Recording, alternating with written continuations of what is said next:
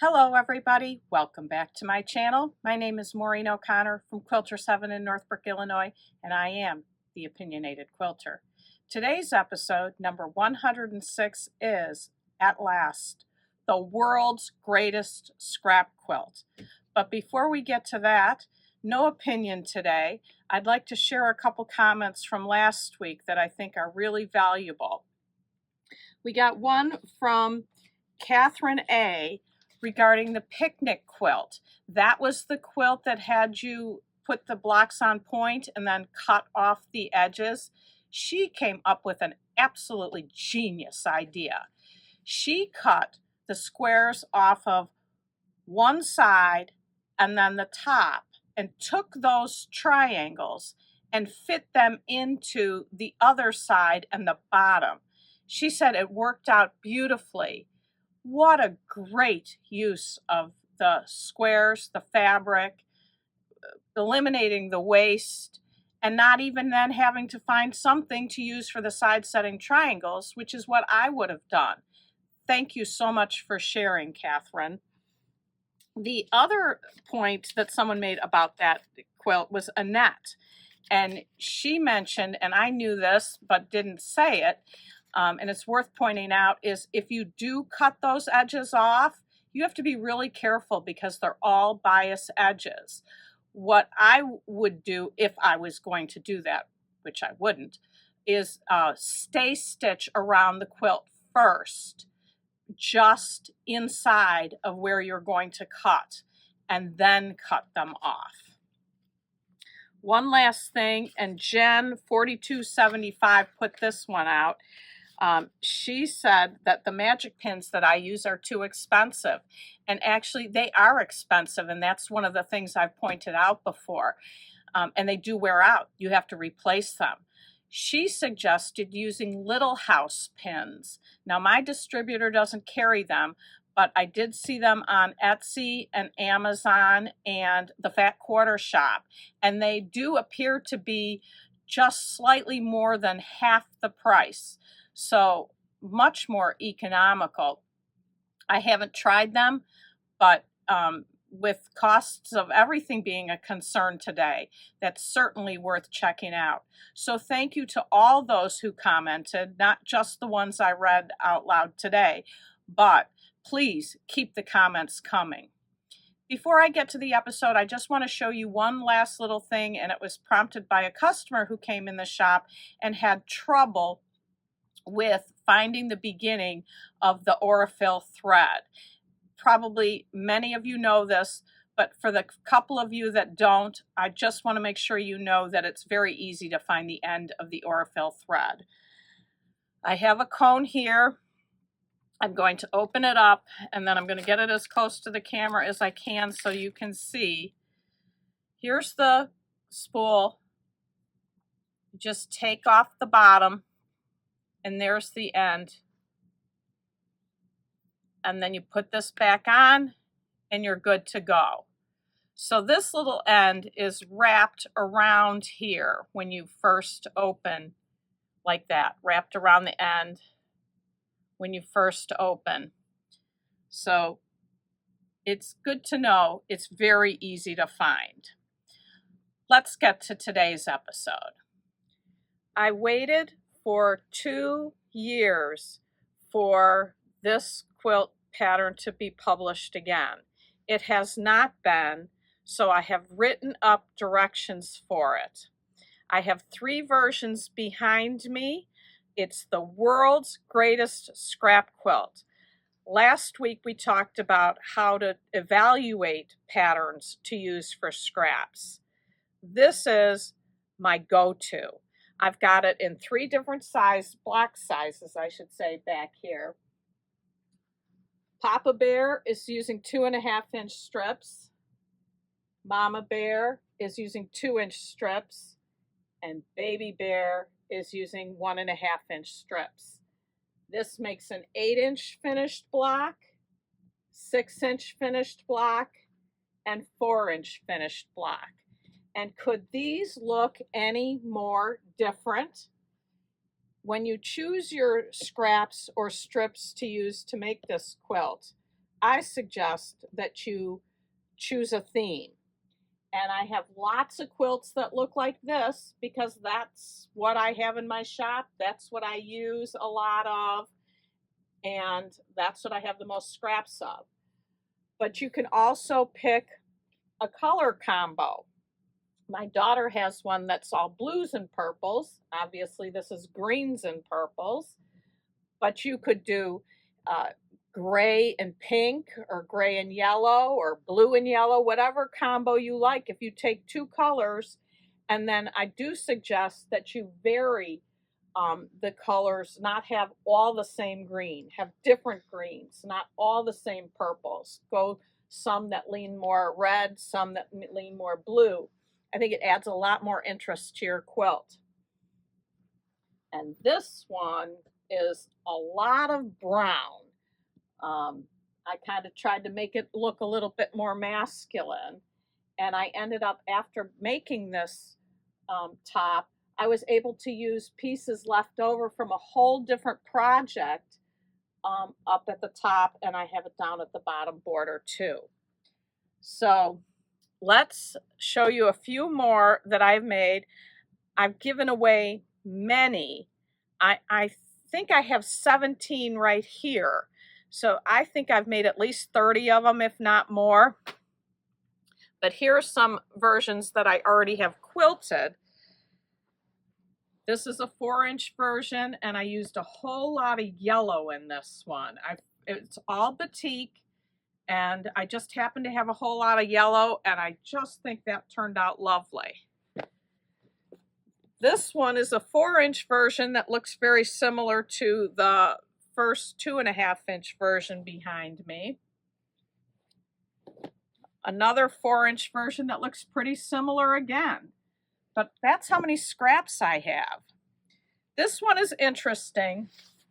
This is all Kaffe leftovers. This is the first one that I did in 2-inch pieces, and that's because that's what I had left over. And when I first tried to put it together, I thought my head was going to explode. All the Kaffe fabric together was just too much. And I ended up coming up with putting this sashing strip between the columns here, and that calmed it down just enough. And that's why in my written up pattern I say, be sure you have enough fabrics in there that are solid or reads like solid, because if you don't, you might get one where your head explodes like mine did on this one. But I ended up loving it after I did that to it. I have a few more here to show you. These are not quilted yet. I don't know if you recognize these fabrics, but this is the leftovers from the Fat Quarter donations, donation pile that I got. That this was I think the 3rd or 4th quilt I made from those pieces. But I never want to put these little pieces into the scrap heap or the dog bed pile, because it can make a good quilt. I've got 2 here that are the same color combo. I love this one. Color combo of the blues and the black and grays. One's the 4-inch block, one's the 6-inch block. I have a lot of quilting to do. And these last 3, or I should say 4, look a lot still like this one again. That's a 8-inch block, another 8-inch block, 6-inch, and 4-inch. But they're just really pretty quilts, and I'll tell you, everybody that I give them to loves them. In fact, many of my nieces and nephews that I gave quilts to when they graduated from high school, many of them picked this pattern. Different color schemes, obviously, but the pattern is really well received. And you can make it all with scraps. That's the best part. Now, let me just show you real quick the block. I had a little piece of paper here. Here it is. The block is made up of 9 pieces. There's a square, a long piece. The longest piece is the size of the block. So this is the 6-inch block. So this is a 6 by 2. 4 squares, and then 2 that are half the height of the longest one. Let me grab the bulletin board and show you again. Okay, I've pinned up a block here. Now these I would actually really not sew together because in the pile of strips that I'm cutting now, I have lots of blues and turquoises in here. So I would have blues and turquoises in here. But so far what I've cut from here is all the purples. So that's why that's all I have up here. But the block, after we cut them, and I'm going to show you how we cut them, you sew the square to the 3/4 length, because they're all 3 different lengths depending on what size block you do. And all these numbers are going to be in the pattern, and the link will be in the description box. You sew this to this, you sew these 2 squares to pairs, sew the 2 pairs together, and sew the 2 half-size rectangles together. Then you're going to sew these 2 together, you're going to sew these 2 together, and you're going to get a block that looks like this. And you do have to press the center pieces in different directions for whether you have a vertical block or a horizontal block. I don't know if you could have seen it on here when I showed the block, but oops. So there's a horizontal block and there's a vertical block, and they are alternated, and that's all in the pattern too. So you don't have to remember anything from watching this if you're going to make the pattern purchase. So enough here, let me show you the cutting. The cutting is just a little bit different if you're going to do strips or you're going to do scraps. So I've got strips set up here first, and you need for the 2.5-inch strip an 8.5. So I have to use my 12-inch ruler to get the 8.5. But I always like to use the smallest ruler I can that's big enough for the job. So this will go into dog bed pile. So now I'll put this here. These are ones that have all been completed. And when I say completed, I mean I've cut 9 pieces for the block. So now I don't need the longer ruler. I can use the 6.5-inch ruler, because this next piece, you probably can't see this. This is maybe blocking. Here's the 6-inch piece. Now I need 2 4s. And when I say 4, that means 4.5.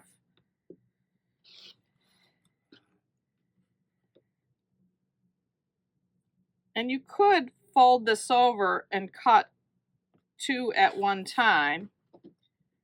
That works too. And you can do the same for the squares. The squares you need 5 of. So you could fold it over, cut 2 at a time, and then cut 1 last one. You know, whatever works for you, whatever system you like is what you should do. So there's 3, need 2 more.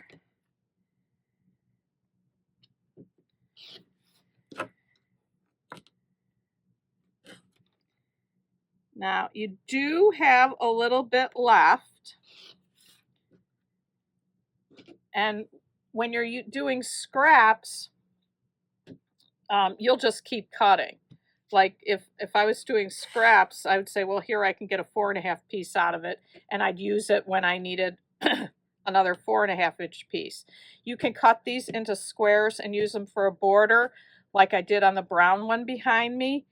For now, I'm just setting these aside, and then I'll see where I can fit them in and use them. But now I have my 9 pieces cut, so I put these into the finished pile. And I just keep cutting. If I'm in front of the TV, I just keep cutting, put these in baggies. And if you ever say, oh, I need to make 48 blocks, how many blocks do I have? Just count how many of these you have, and that's how many blocks you have already cut. that's how you do strips. I'm going to swap out for the scraps. Just give me 1 second.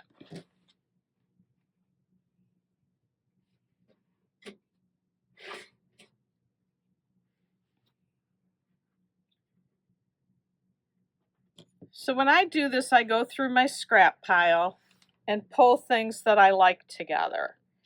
And many times you won't have enough of something to get all the same fabric.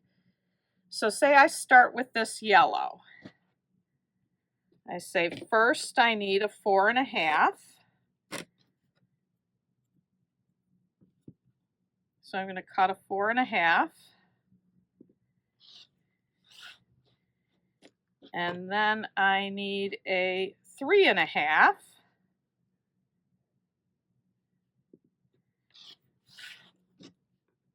And that is just a little shy for a 2.5. So I'm going to cut a 1.5. That'll go there. I'm missing my 2.5s here. That's a dog bed stuffing. So I take something similar in color. So I would just take another yellow. I wouldn't sub in a blue for this because I want my colors to be evenly distributed amongst the quilt. So I want to get like colors to do each block as best I can. It's fine to throw a few extra in there. But now I need 2 2.5s.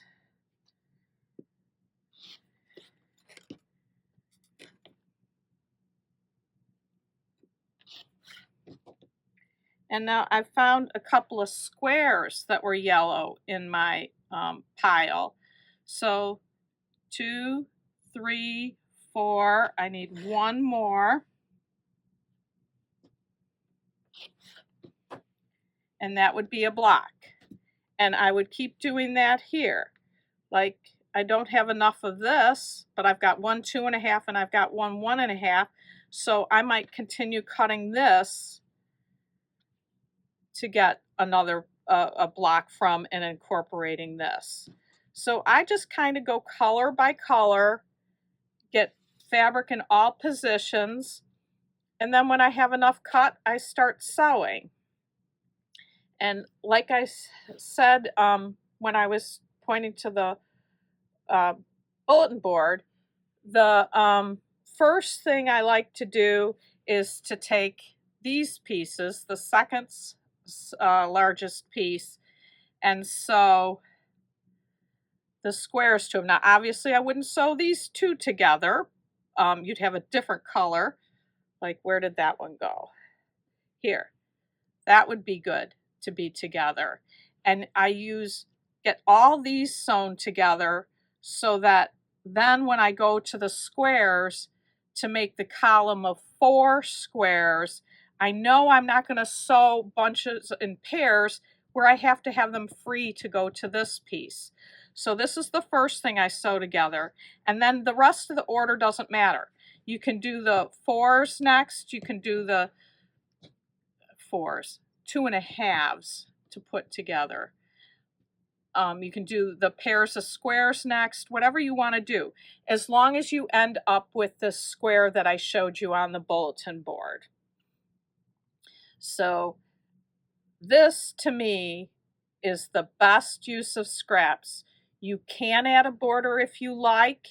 You don't have to add a border. You can just quilt and bind to finish your quilt. The biggest deal for me is finding leftover batting to serge together and find pieces big enough for backing. We do get some donations that are big enough for backing, but not as many as things like we get like this for scraps. So all you people who have wanted this pattern, it's here now. Just click on the link and it'll take you right to the pattern, and make it in whatever size works for you. I've got all kinds of different size options in there to help you do the math.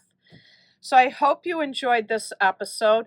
Please comment, please like, share, and subscribe. And until next time, happy sewing!